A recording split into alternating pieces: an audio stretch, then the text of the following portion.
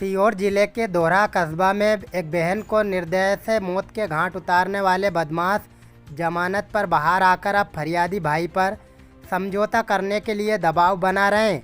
यही नहीं, समझौता नहीं करने पर हाथ पैर तोड़ने, जान से मारने और बच्चों को घर से उठाकर ले जाने की धमकी भी दे रहे हैं।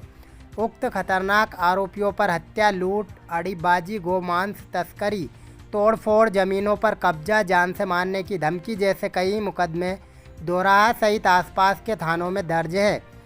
आपराधिक प्रवृत्ति युक्त बदमाशों के हौसले इस कदर बुलंद हैं कि खुलेआम सोशल मीडिया प्लेटफॉर्म पर वीडियो, फोटो डालकर, इशारों में रिवाल्वर दिखाकर क्षेत्र में आतंक और दहशत का माहौल बना रहे हैं। जमानत पर रिहा आरोपी क्षेत्र में सिद्दीगंज थाना अंतर्गत आने वाले धर्मपुरी में घटित छोटे भाई के बच्चों की बड़े भाई के द्वारा हत्या जैसी घटना को अंजाम दे सकते हैं। फरियादी ने जिला पुलिस अधीक्षक को शिकायती पत्र देकर परिवार की सुरक्षा और दोरहा थाना पुलिस के द्वारा गिरफ्तार जेल में बंद बदमाशों की जमानत रद्द कराने की मांग की है। क्या कह रहा है फरियादी भाई, आप भी सुनिए। सर, मामला कुछ ऐसा है, गत लगभग 2 या 2.5 वर्ष पहले मेरी बड़ी वाली सिस्टर का मर्डर हुआ था। उसमें अरमान, हक्की और आकाश और सलाम, ये 3 लोग उसमें का नाम है। इनको लगभग अदालत के थ्रू आजीवन कारावास की सजा हुई है 2 लोगों को। एक उसमें अंडर एज था, अरमान का, उसका केस शायद ज्यूडिशल कोर्ट में चल रहा है।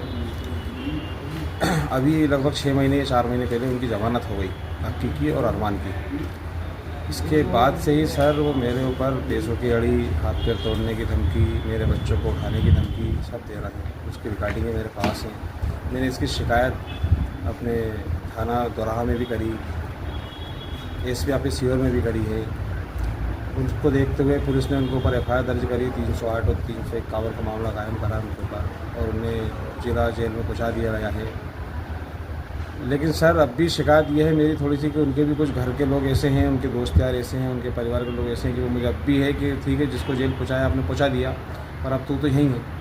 उनके डर के मारे सर मेरे 20 बच्चों को सीहोर में छोड़ चुका हूँ। मैं भी अभी घर नहीं गया हूँ, 3 दिन लगभग 2 दिन लगभग हो गए मुझे घर नहीं गया हूँ। यही है कि कल को अगर मेरे साथ कुछ हादसा करने उसका कौन है। और आज भी तो कर उनकी जमानत हो ही जाना है, इसके बाद फिर मेरा तो सर मेरी शासन से मांग है कि सर मेरे लिए कुछ सोचें।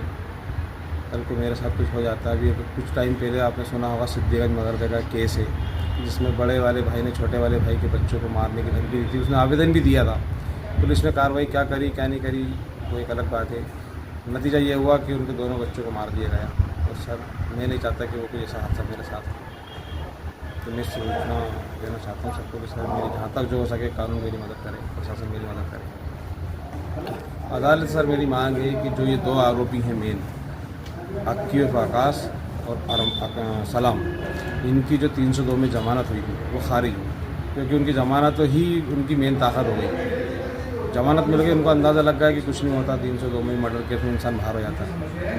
कोई डर ही नहीं बचा उनके अंदर, क्योंकि 2 साल कोई बहुत बड़ा नहीं होता। जब आजीवन कारावास हुई थी उनको तो कम से कम काटना चाहिए। उनका नतीजा ये होगा उनका जो भाई है, क्योंकि सब टोटल वांटेड है, टोटल क्रिमिनल है। उनके सारे रिकॉर्ड है, दोरहा थाना, शामपुर थाना, कुरावर थाना, नरसिंहगढ़ थाना, गांधीनगर थाना, परवली थाना, सब में रिकॉर्ड देख लो उनके साथ। उन्हीं के घर गांजे से लेके, हथियार से लेके तो ये गो तस्करी तक का।